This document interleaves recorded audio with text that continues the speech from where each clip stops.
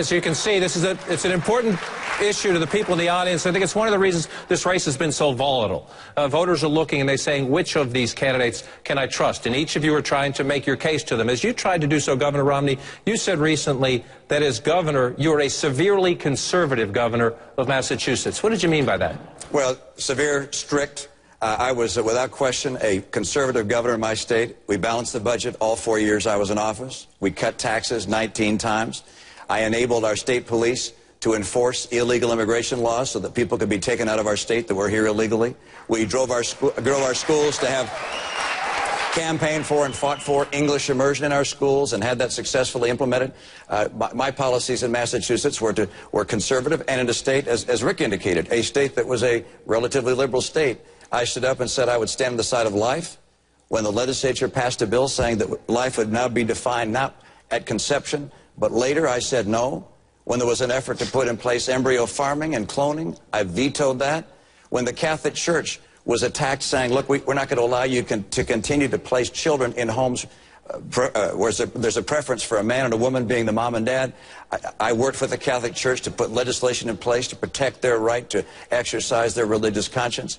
I have, through my record as a governor, demonstrated that kind of conservative belief. But also, look a step back and look at my record running the Olympics. Balanced the budget there, made it successful with the help of a terrific team. Then look back into business. You can't be, I don't believe, anything but a fiscal conservative and run a business. Because you don't balance your budget, you go out of business.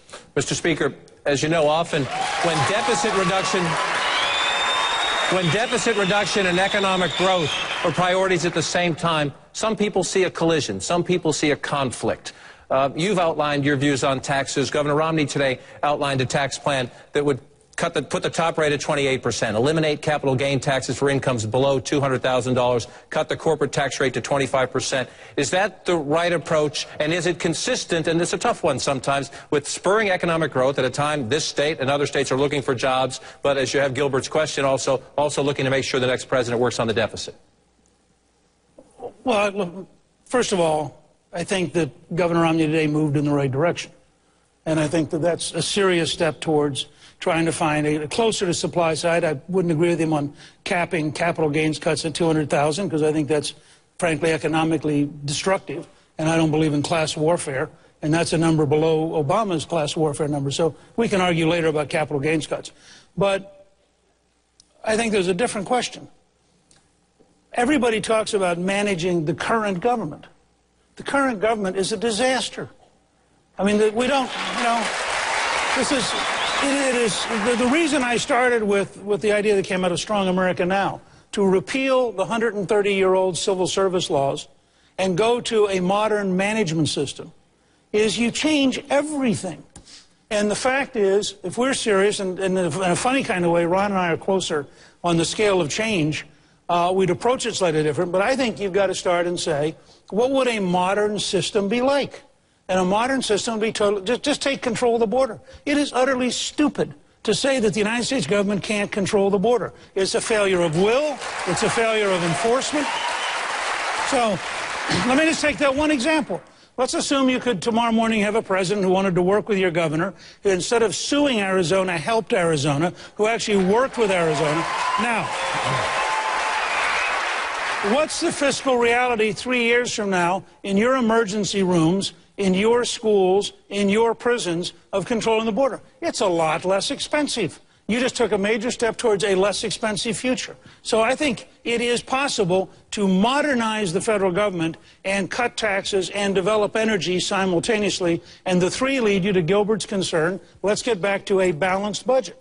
The Speaker raises an important point about looking forward, and I hope we spend most of the night doing that. But as you know, there's a lot of anger in the base of the party about some of the things that have happened in the past. And the Tea Party especially. Now, earmarks, the pork barrel spending, it's a tiny slice of the budget. I think we all know that. But if you talk to a Tea Party activist, they think it's an example and a gateway to corruption. Senator, you have said there are good earmarks and bad earmarks, and you have talked about your earmarks in the past. Any that you specifically regret? And why have you criticized, why do you think the money that went to Governor Romney for security at the Olympics, why was that a bad earmark? I didn't suggest it was a bad earmark. I voted for it, and about half the money, a little over half the money that went to the Salt Lake Games. But Governor Romney asked for that earmark. That's really the point here. He's out there on television ads right now, unfortunately attacking me for saying that I'm this great earmarker, when he not only asked for earmarks for the Salt Lake Olympics in the order of tens of millions of dollars, sought those earmarks and used them. And he did as the governor of Massachusetts, $300 or $400 million. He said I would be something like I'd be foolish if I didn't go out and try to get federal dollars. So the idea that somehow the earmarks during the time that I was in Congress were this thing that drove up spending in Washington, D.C., if you actually look at it, as I said before, as a percentage of GDP, actually the debt went down. What happened is there was abuse. When the abuse happened, I said we should stop the earmarking process. But I did say there were good earmarks and bad earmarks.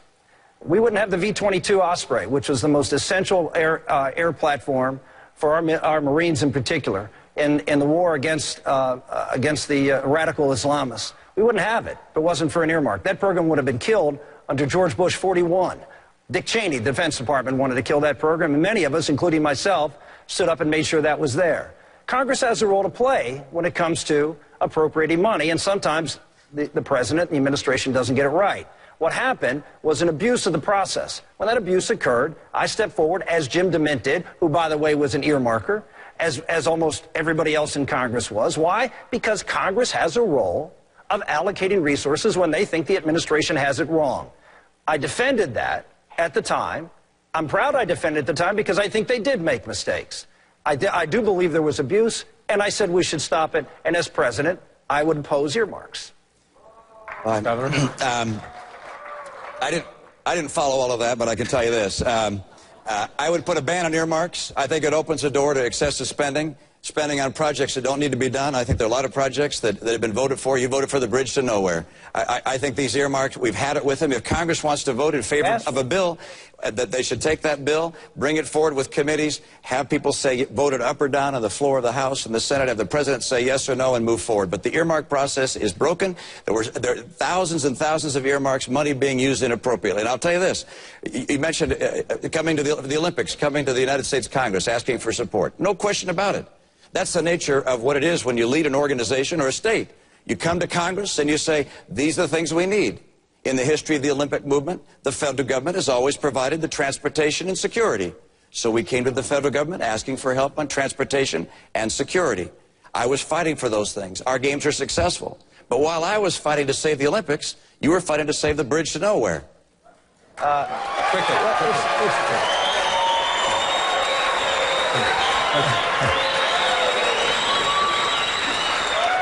It's really interesting, Governor, because the process you just described of an open process where members of Congress put forth their suggestions on how to spend money, have them voted on individually, is exactly how the process worked. So what you're just suggested as to how earmarks should work in the future is exactly how they worked in the past. So I suspect you would have supported earmarks if you were in the United States Senate. I'm sorry, the 6,000 earmarks that were put in place under the Speaker's term, for instance, were oftentimes tagged onto other bills. I'm sorry, I don't mean to be critical. That was the process. There were thousands. I mean, we've had thousands and thousands of earmarks. They are typically tagged onto, bundled onto other bills. Okay, go ahead, Mr. Speaker. Go ahead. You're entitled to your opinions, Mitch. You're not entitled to I've heard that line before. Misrepresent the facts, and you're misrepresenting the facts. You don't know what you're talking about. What happened in the earmark process? What happens in the earmark process? It was that members of Congress would ask, formally, publicly request these things, put them on paper, and have them allocated, and have them voted on in committee, have them voted on the floor of the Senate. Congressman Paul, attached to a bill, as part of the bill, and the president can't veto it. He can veto the bills. The whole bill, but he can't veto the earmark. Well, we tried to do that, by the way. I supported the line item veto. That's what I support. Hold on.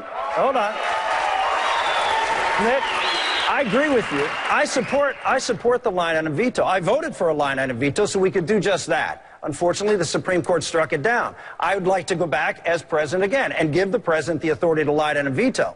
But that's not the issue. The issue is, were they transparent? And the bottom line was, when I was in the United States Senate, there was transparency, and Congressman Paul, who is one of the most prolific earmarkers in the Congress today, would tell you, and I'm not criticizing, I'm just saying that that's a fact. Right. That he I think you got a little bit of chance to say a word. Mr. Speaker, you were referenced by the governor. You first, then Congressman Paul. Don't worry, we'll get to you, Congressman, I promise. Good. Now, look, let me just say flatly, all of you need to think about this, because this is one of those easy demagogic fights that gets you in a lot of trouble. If you have Barack Obama as president, and you have a Republican House, you may want the House imposing certain things on the president.